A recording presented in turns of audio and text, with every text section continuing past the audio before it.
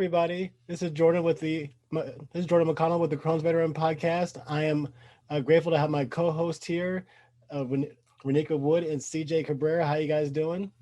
Excellent. Great. We are excited today. This is our season finale. This is episode 40. We have an amazing guest, Anthony Giovonni. The G-Way is here. How you doing, man? What's going on? What's going on, people? How y'all doing? Thanks for bringing me on. We're happy to have you, definitely. We are very happy to have you here, man, and excited to for you to share your journey with our audience. And let me turn my phone off. And so let's get right into it. If you could do me a favor, who's Anthony, and tell us about your IBD journey a little bit. Man, I'm Anthony Giovonni. Long time with Crohn's. You want to start from the beginning? Yeah. Oh, okay. Y'all might as well grab some popcorn. Y'all ready? Get comfortable. I got a story. Let me sit back. I'm from Richmond. I'm from here in Richmond, Virginia. And a little while ago, after my teenage years, I moved to Florida, and that's when I first got diagnosed with Crohn's disease I would say, I remember, honestly, 15 going into 16 when I first got the pains in. Then they finally diagnosed me when I was 16 years old. So now it's been 16 years. So y'all know my age now. I ain't no need to hide. I know y'all. Hey, so it's been a long journey. Been hospitalized a few times, and of course I had a surgery about 4 years ago. Okay. So I've been up and down with it. As other people watching with Crohn's, I've gone through all the pills, Humira, tried everything on the sun. I'm sure you guys have double dabbled in most of those. Mm-hmm. But it's been a long journey. But now, finally, getting to the third decade, it's like I'm finally feeling healthier. The struggle is the hard part. I think it is primarily done. Of course, I'm in no flare up, so I'm in remission right now. So everything's good right now. Awesome. And I switched over my life to learn that the medical is I kept it away from the pills and the RXs to get from the doctor, and I learned how to all the way but heal myself with just eating right, and that's why I formed the G-Way, which is a lifestyle that I've came upon, that you have to eat right, work out, healthy lifestyle means you turn out healthy. So not saying I cured myself, but so far, eating right, working out has been my savior right now. That is awesome. I've been seeing a lot of people in the community have changed it, and they have had a lot of different approaches, more holistic versus taking the medical route, and have like a lot of success and outcomes from that. So what is some of what were some of the challenges with this form of that new lifestyle for you? Challenges, a lot of them. The first challenge was dealing with even having a period was coming to a realization that I had it, honestly, to start there. And then when it comes to transforming from that medical side, using the RXs, of course, made in the lab, to eating whole foods and eating correctly, that was a big jump. I honestly, as a man, I denied it all the way. It's not my eating. It's not the way I'm moving. Maybe I sleep more. Maybe every excuse in the book to figure out why, of course, I was sick. Right. So honestly, to get serious, might as well get serious now. The only thing that really changed my mind at the second time when I got hospitalized, because I kept losing weight, gaining, going back. Y'all know the road. Mm-hmm. My father, which I'm a junior, he's a senior, strong father, always took care of me. Of course, both my parents, but he was a strong one that had to talk to me in certain ways. And he told me this one line, it's gonna get real deep. He told me straight to my face. He said, either you're going to change something or I'm going to have to bury you. And it sounds rough. That was very rough. It was very rough. It was at that point. Some people need that hard criticism to change. So for that hard criticism to hear that rocked my world. Almost hit tears. And it was like, I got to change something. So I just started researching and trying to heal myself through foods, because obviously the medicine wasn't working. So started eating right, getting rid of the dairy, getting rid of the red meat. Okay, I feel better. Getting rid of the turkey, started doing that, feel even better. So I just started getting rid of certain things, playing with different diets. and it helped a lot. Hey, Teddy. Hey, buddy. Can you go sit down for me? I'm sorry, y'all. That's Teddy Pendergrass. But getting back to it, eating right and picking and choosing what we had to eat and how it would make you feel. So I just had a journal. I used to test things, go up and down. And that struggle was really hard because some days I would feel good, feel bad. And it was a long, long struggle, about 4 years of just trying to figure out what to eat. And now, finally, at this age, I figured out my game plan. I feel better than ever, gaining weight, feeling good, popping up in the morning, doing what I need to do every day. I finally, at this time, I feel like I'm living life. Awesome. Wow. Yeah. That's awesome. Motivation. Go ahead, Jordan. Yeah, I was gonna say, yeah. So speaking of that, and so like, yeah, so when, at what point, did you find yourself healthy enough to, to start working out and lifting and stuff? Actually, I did it before I felt 100% because I felt like getting your energy up. You always feel so tired. If you don't push yourself, I knew that through the endorphins of working out, actually boosts your brain and boosts your blood. It boosts your mentality and your confidence to just keep pushing more and more, and your energy grows. And I started figuring out I got to eat this certain way, work out this certain way, sleep this certain way. And it all came into one, honestly. I just started at home regularly. What I teach now is calisthenics, push-ups, pull-ups, crunches, squats, just your body. Started doing it at home, could do 2 push-ups. I'm like, okay, I feel tomorrow I may do another 2. Right. Kept going higher and higher and higher, stayed at home, and kept working at it. Stay consistent. Consistency. There you go. It's your friend. Yes. I need some consistency in my life. I do. It's so motivating to be able to hear you say that you changed your diet and what your father has shared with you, because even though it may have been hard for you to hear it, probably things you were going through, it was hard for him to see it as a parent as well. So I can definitely understand that situation. Yeah. That's the first time I see my parents really, really upset. We have 5 of us, and I'm the oldest, and I was the only real one so far that really got horribly, hospitalized with the disease, and it was hard on everybody. But I knew that I needed to hear that. I mean, it was a little rough. I say it all the time. I still hear it sometimes, honestly, when I don't feel like eating right or something like that. Because, I just... Sometimes I just want some ribs. I'm not gonna lie to you. It's just like, but I can't. This is the diet.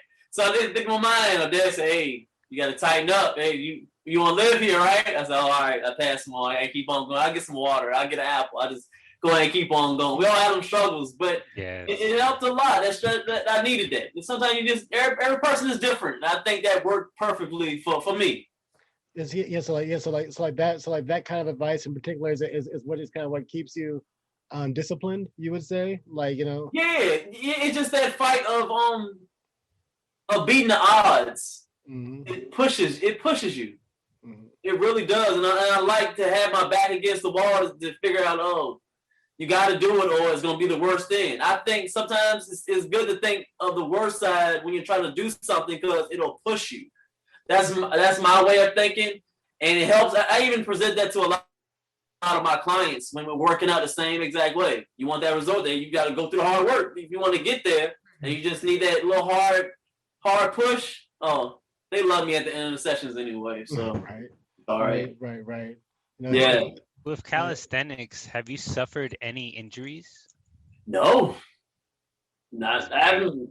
The only time I've been to the hospital was Crohn's. Other than that, I haven't broke anything at all. I think it minimalizes it, because you lifting your body is more normal than you lifting external weight. Yes. So it's less risk, in my opinion. I mean, other people have other opinions, and I'm not the guru, but so far, not at all. Worst thing is a little bit of soreness from going too hard, but other than that, I pop up the next day ready to go. That's awesome. Do you have any supplements that you take, or is it just food? Now supplements, now that dips into that kind of defies the way that I was talking about the RXs and making supplements in the lab. Now that's a little bit different.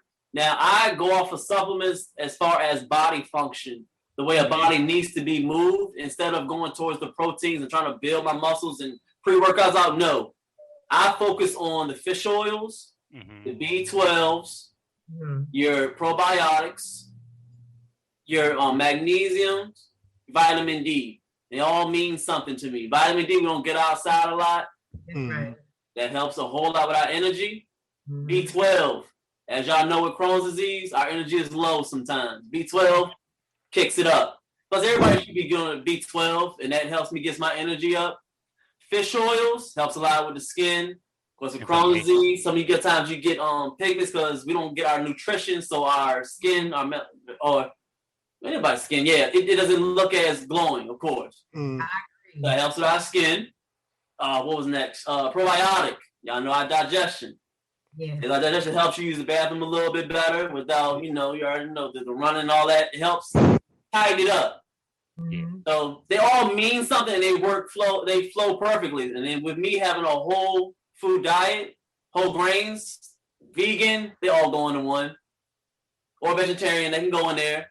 I get all my nutrients from there. So there's no need for me to go ahead and use a lot of proteins because people eat like meat eaters, because I don't do meat.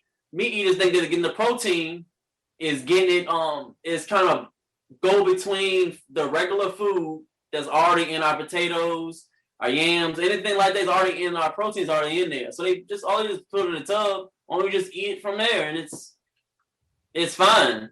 So we want a shortcut way. No, I like the original way. Me, just because I'm a female on the panel, me being a female and having Crohn's, like I'm the opposite with my weight management. When I was going through bad flares, oh my God, I would lose like 20 pounds a month. Now that I'm in remission, I went to the doctor on Friday and she said, Miss Wood, you better get it together, girl. Because now I'm almost at that line of being like pre-diabetic, and I don't want to have Crohn's and diabetes. No. That's right. That's a big wham. So they give me the opportunity to make a turnaround, and I'm looking like, okay, how do I start the process? Then she said that with Crohn's, there are certain things I should be doing, like all the vitamins and the vitamin D. My vitamin D was low, and I'm on these vitamin D pills now, and my B12, my blood was low. I'm like, well, what's going on is good. So for the person that does have Crohn's, that does have like sometimes have these type of and I call it like fatigue periods. Like, what is some motivation, encouragement to get through those periods where you just feel like you don't want to, like you want to move, but you just cannot get out and move? Taking me back. Nightmares. Yeah, I understand. Yeah. That's hard. So what's the motivation? Like, what kind of things can a person do to get them like up off that couch? Because I know you can push through it, but without hurting or harming yourself. Like, what things have you done in the past to help you out when you went through those situations? Went to as far as like working out or eating part? Both. Either one you want to hear about. It still goes back to that fear. It's just you want it has to start in your mind, honestly. And it's all about your motivation and where you want to be. You don't want to give up. My point is I don't give up on anything. And anybody with Crohn's or any disease shouldn't give up. Just because you consider have to, how can I put this?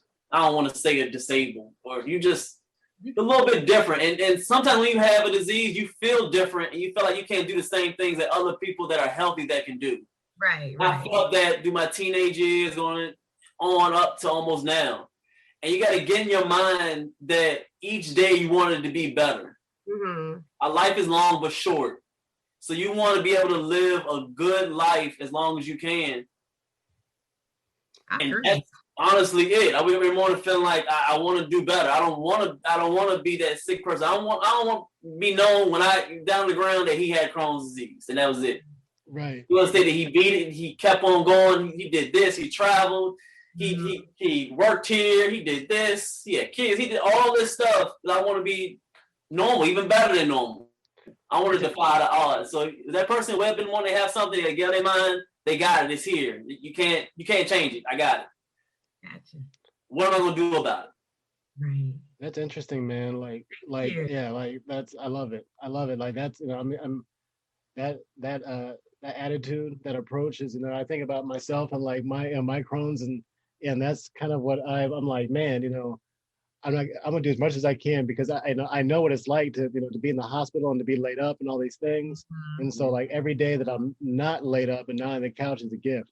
like, and so, to be able to feel better. And so that I've been, in that bad mental space, self-destructive and stuff. And so, I'm still working on, I'm still in that transitionary period of like, eating the ribs or whatever it is for anybody.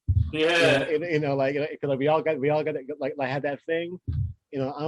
I'm still like just this type of, and somebody told me actually this guy we know, David Chin, was saying that's your ego, doing that to you. It Saying is. that, it's, oh man, it's no big deal. It's just one, right? No. And so, and but that always stacks up and stuff. And so, salute to you for being consistent, being disciplined, man. And so, you're an inspiration to a lot of folks, bro. So. Exactly. Talk to a lot of people. I've done a lot of Crohn's disease walks and talked to a few kids. And even when I was in the hospital, I talked to a lot of people. A lot of people give up. It's not easy. It's not. And this disease is still not mainstream, I feel like. I agree. No. I agree. It's not mainstream, and it needs to be talked about more because the numbers are growing. Yes. And people are getting younger, and they're getting younger and younger, and something has to be done about it. So me expressing, that's why I put it on everything. I let people know what I have and where I came from, because it needs to be known. There's a lot of people that are out here that are struggling with it right now, and they can see this podcast, season finale or anywhere else. I want to let them know that you can overcome it. Oh, You can. Just go through that hurdle. There's going to be some bumps. You're going to get hurt. Might fall off, get back up. But you'll be good. You'll be fine. Just have that mentality that just I'm not going to quit. Right. That's it. That's good. I'm talking to a girl today that I met on Facebook, and she says that she was diagnosed, I think she said December of 2020, like fresh. And she was like, what do I do? I was just struggling. I was like, do I stop and talk to her or keep it going? My heart felt compelled to say, listen, you're going to have some pain. You're going to have some trials, some tribulations. You're going to learn a lot about yourself in the process, but you can get through this. You can't overcome this. I said, it's not going to be an easy road if your mindset is not ready to handle it. But I do understand the fear of not knowing what possibly could happen. One thing about Crohn's disease, you mentioned about not being mainstream, where we are on the pound and we're all like brown skinned people. So when I was younger, I never heard of the word Crohn's before. I didn't know what Crohn's was, ulcerative colitis, no diverticulitis, gastritis, none of that. But now we're seeing more of the commercials, and we're being part of these communities where people are trying to ask about it, but there's still a lot of stigma associated with having this disease because people don't want to be deemed, oh, you a burden, oh, you're sick. I done got mad myself. My mom, hey, mom, you listen, girl, got to tell a story though. Oh, my baby's sick. I said, Mom, stop saying I'm sick. Don't say that. No. But at that time, I really was sick. Yeah. I didn't want to talk about it because my mind, I'm perfect. I'm good. Whole time flared up. It was bad, but I can appreciate it more now, though. Were you similar? I don't need to button and ask the question. Were you similar? A lot of people in your family weren't as sick, so you was like the first one to be like, you the sick person? Yes, I have a first cousin that has. Okay, I'm also the five of us. I'm the oldest out of the five of my mom. It's like us, Steve. Oh, see. Yeah. And that's one that has Crohn's. So no one else has Crohn's with me. So it's kind of like, oh, she needs attention. My mom down here visited me for the hospital. Oh, I'm going to see Renika and Raleigh for the hospital. Oh, she had an appointment going on. So it's as if we're spending a lot of time together, but it's not when I'm at my best. Right. Worst. So I'm the first one to have had this chronic illness that I try to share a lot about, but in the same token, I feel like I overshare and I don't want to have people to develop compassion fatigue, if that makes sense. Where it's like, oh, she's sick again. I don't want that. That's the worst feeling. That is the worst feeling to be, you see everybody and they know that you're the sick one. Are you okay? You need to sit down. How you feel? You need something to drink? You go sit over here. You want to go home? No, it's like, they can't touch you. Like they don't want to touch you because you. I mean, that's the worst feeling. That it is. Them days that used to be bad. But you get through them. It's just adjusting to it. Yeah. It's Yeah. you're isolated. I'm in remission now for the last past year, so I'm doing pretty good. It's just the fact that you can't eat this. Oh, I made you food, but I ain't put no meat in it. I don't eat beef or pork or anything, but I said y'all can still have a barbecue. I can still eat my own food, but I'm fine. Y'all have fun. I'm gonna find what I can eat. Y'all leave me alone. Yeah. definitely. Oh gosh. It's too funny. They started to ease up now on it. They're starting to ease up on it now. They're asking me about my dad's now. I said, okay, I can show you a little something. I can show you a little something. Yeah, so like, yeah, so like, Yeah. so like, what do you like? So like, what are some of the cool things that that you're doing with your business? Like, this year, or are there any things that you would like to do that you're thinking about? Well, right now I'm trying to transition and understanding, and I'm preaching more of not. I'm not a personal trainer. I'm more of a lifestyle coach when it comes to it, because fitness is more than just you moving your body and doing push-ups. It's just a whole nother level. I need to know where your mind is at. I need to know how your life is going, and I need to know what you're eating. I need to know everything. It all comes into one, because you can go in there in the gym and do 600 push-ups. I say do that. You eating bad, it's not gonna make a difference at all. Yeah. The same thing not good. You're married, you got the wife, everything comes into one. So when I approach my methods when trying to get into a person with personal training or nutrition, which I call my lifestyle coaching, I go through a whole questionnaire. I don't take it on a lot of people. I don't do a lot of groups. It's usually one-on-ones. I need to talk to you. We need to communicate. So it's easier transition. I like to see their diet and see how they're working and seeing where they want to be. It's easier, a smooth transition. I deny some people and I accept some people, and we roll. So far, it's going pretty well. Our company right now, we're growing.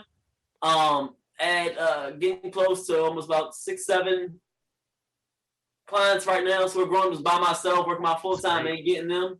So it's going pretty well. And of course, I want to start pushing more for my Crohn's, and I got some things in the works. I got some things in the works I want to do, especially with Crohn's. That's still the number one with nutrition. I feel like this disease can be beat or even taken out all the way with our eating habits. I wholehearted. I'm not a doctor or anything like that yet. I'm just a nutritionist, but I really, really feel like this food can heal us. I believe it. So I'm really trying to push it more. I'm really trying to push our food more on us. Whatever we put in our bodies, that's how our body reacts and how it functions.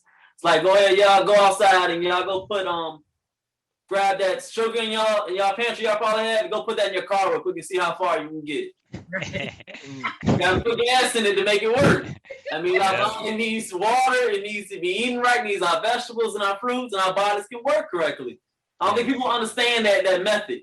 They take care of everything else, Gucci shoes, haircuts, nice fly car, nice house, but they eating horrible food every day. It doesn't make any sense. I wish I would have understood that in the military. You was already in shape. You was in the military. I was eating like crap. Energy drinks, tobacco, microwavable food. Man. Well, y'all was in the barracks. It was different. It was in the barracks. It's different. Some things can, go a little bit to the least side.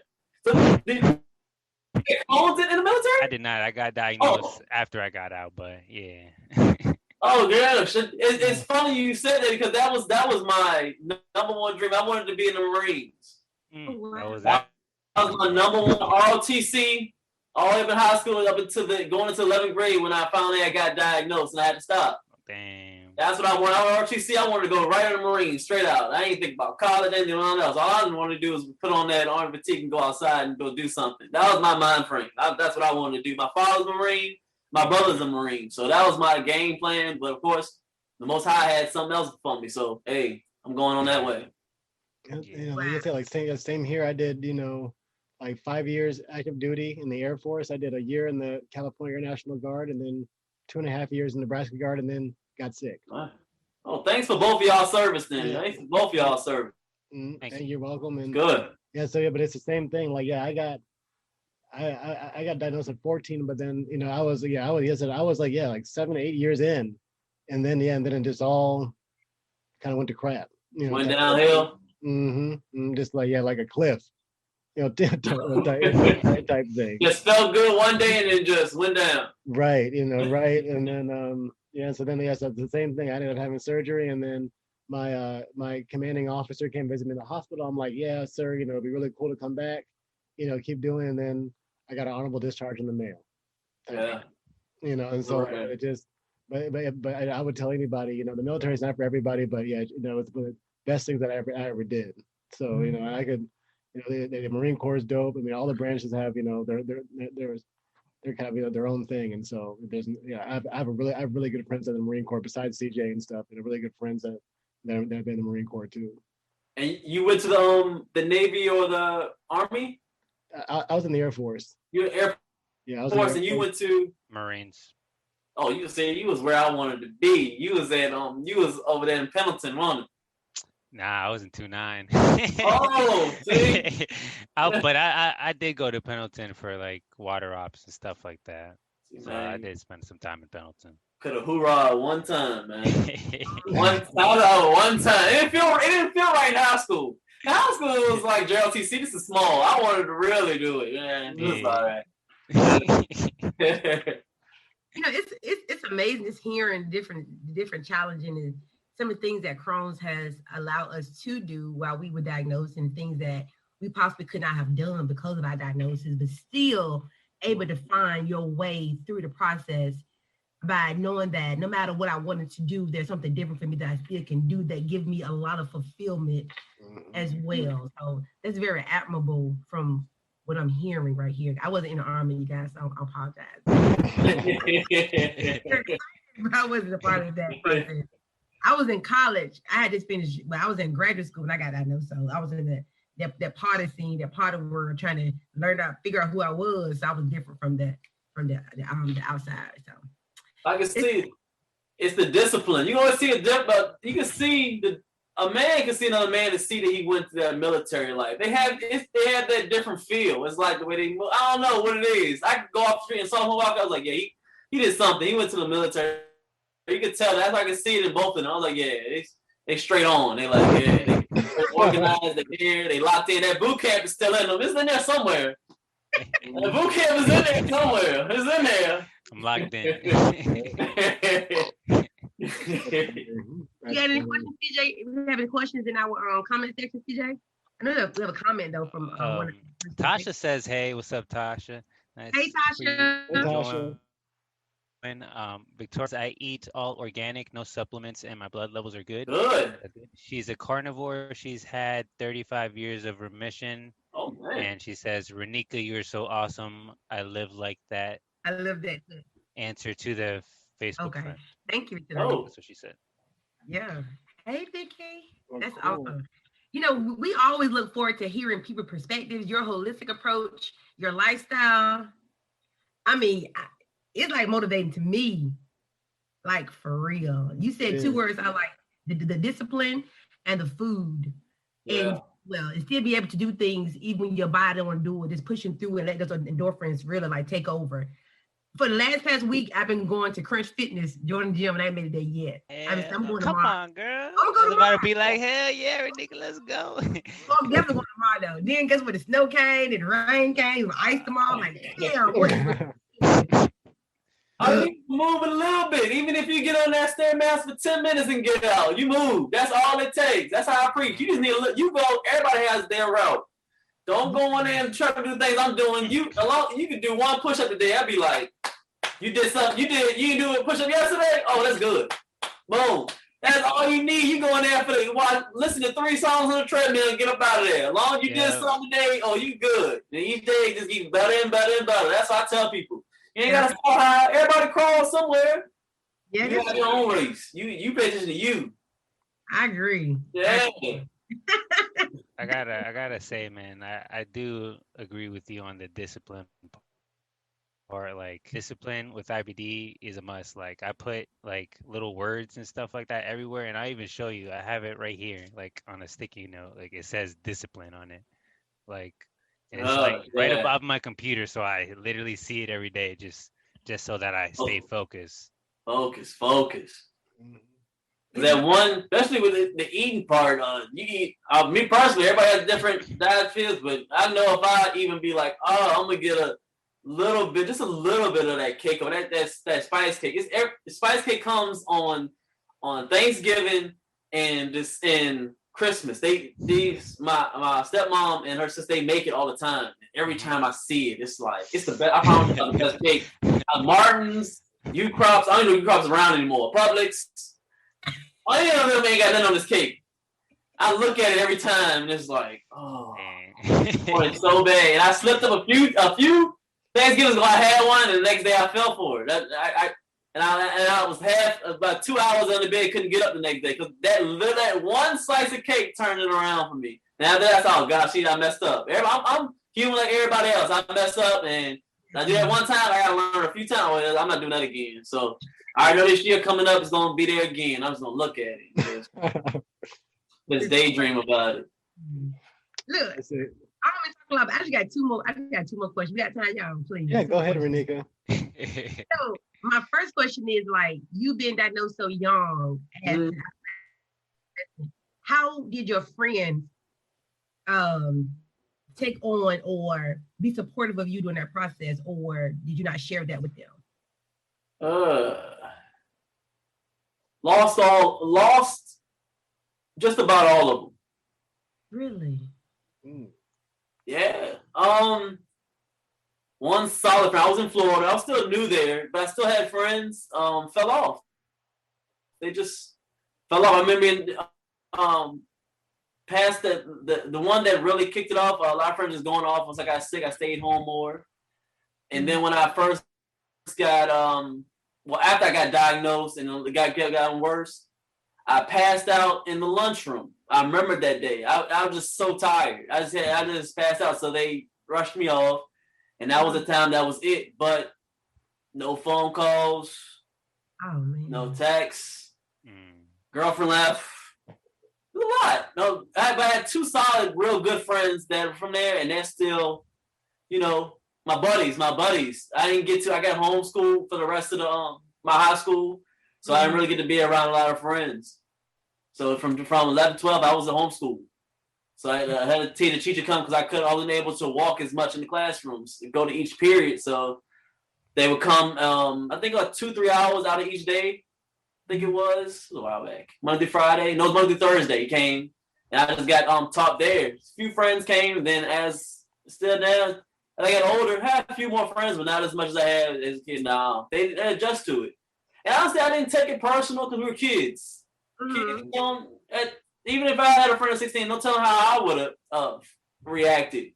Right. So I don't fault nobody at all because I've never been in that position. Right. Oh, no, but I got solid friends now, the ride or die ones. Right. What matters. Are you friends with any, or do your friends have IBD or?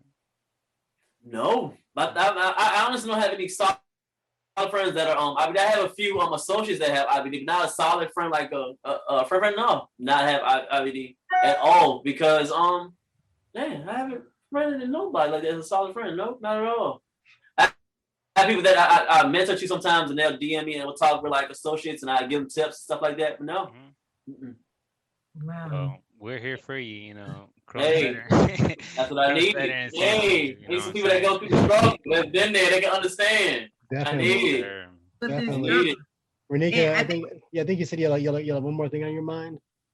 I do. One more thing. I gotta get all my answers to the question.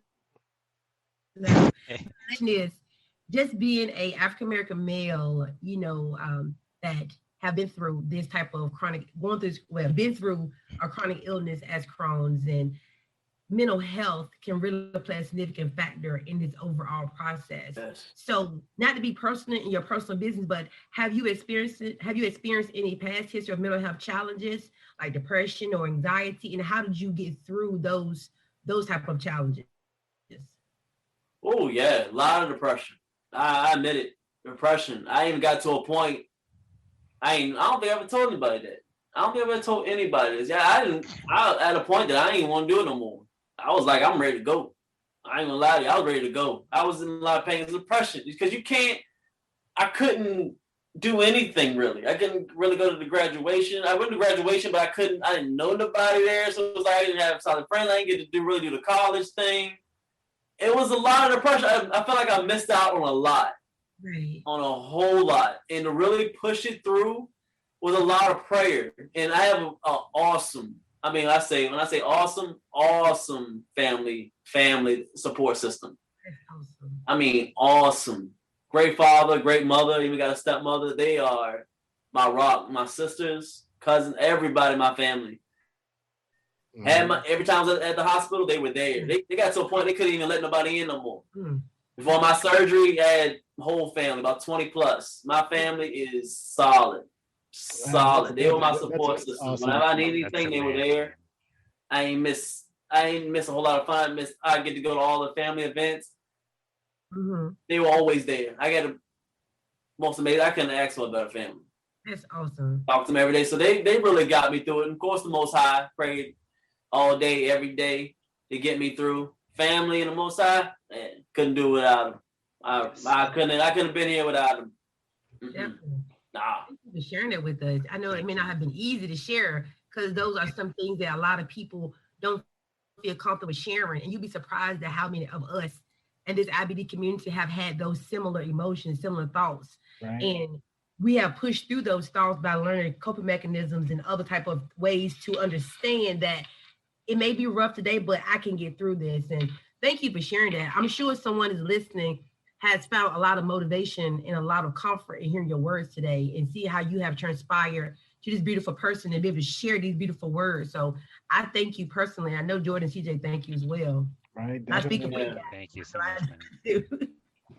Definitely. Much respect and admiration for not only sharing your story, joining us today, for helping people, through your business and stuff like that, being selfless, that alone is just awesome. And so this kind of shameless plug time, Anthony. So so tell the people out there, how they can find you and how they can support you, man. Well, now that you can support me, I'll support you first off. I support people. So I am on Instagram, everything Instagram, YouTube, Facebook, all Anthony Giovonni. My email there, you can DM me, you can send a postcard. If you need any questions, I'm here. I don't charge anybody for nutrition tips, anything like that. I want everybody to eat right and live the best life that they can.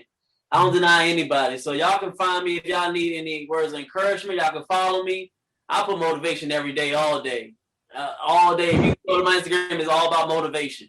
Yes. Not about showing out, it's about motivation to get up, live a healthy life, and be productive and be the person that you want to be. So y'all can find me on there. Get in contact with me if you want to work out, if you want to do whatever you want to do. You want to talk on the phone, hey, I'm here. Phone always open or always ready. I don't block nobody. What y'all want to do? Be ready to go. Well. Inboxes start blowing up because I'm like, can I get some please?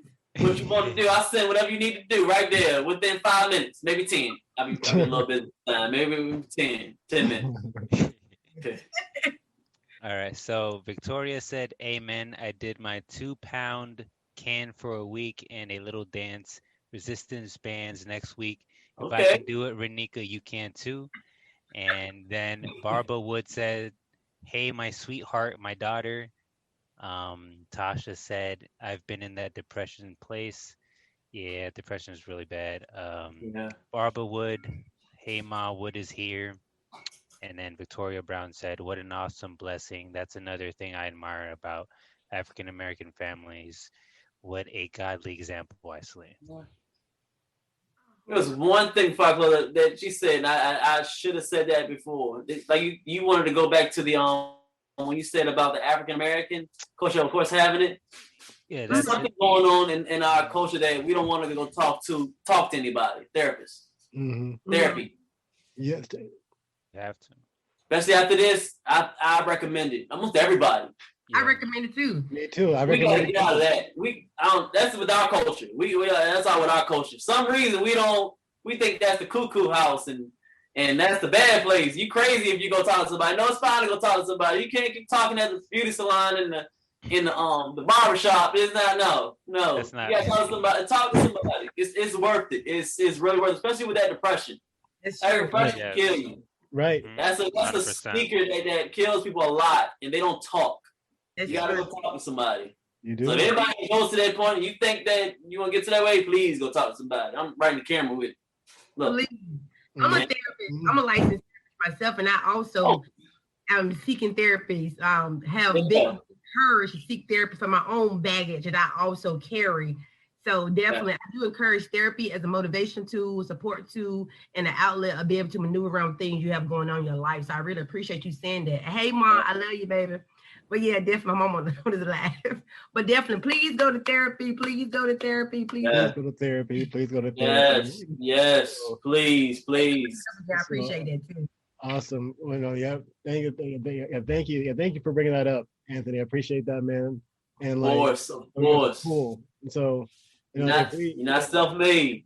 Right. Everybody needs help. Everybody needs help. Nobody's an island. That's another one my pop said. My dad has a lot of lines. That's another line he always say. Nobody. That's my guy. He always says it. Nobody's an island. Nobody's an island. You need something to attach on. You need something.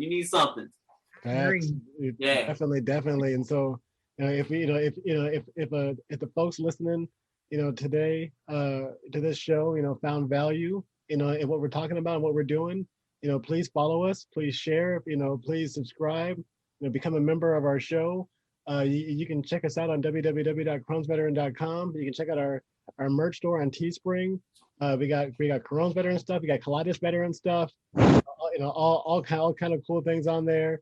You can find us on Apple. You can find us on Google, like Spotify, Anchor. Our YouTube channel. All those things. We're on Twitch. So please support us. Please help us. Go worldwide. If you want to share your story, please contact us, DM us at official.crohnsveteran. So thank you very much. Good. Thank you. I'm honored. Appreciate you guys, man. It's been a pleasure, sir. I really Thank you appreciate everybody that. for tuning in, and we'll catch you next week. Deuces.